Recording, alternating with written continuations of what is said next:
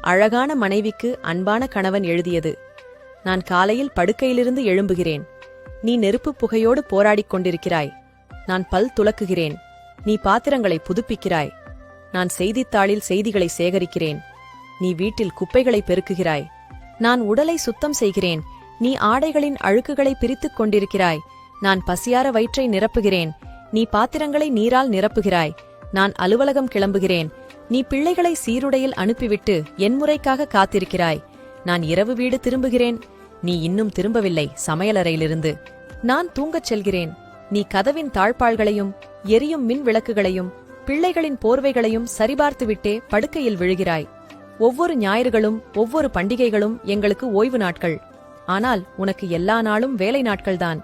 என் வாழ்க்கைத் தோழியே, இப்போதெல்லாம் நான் வேலை செய்கிறேன் என்று சொல்லவே தயக்கமாக இருக்கிறது. புள்ளி விவரம் சேகரிக்க வந்த அரசு ஊழியர் உன்னிடம் கேட்டார், வேலை பார்க்கிறீர்களாம்மா?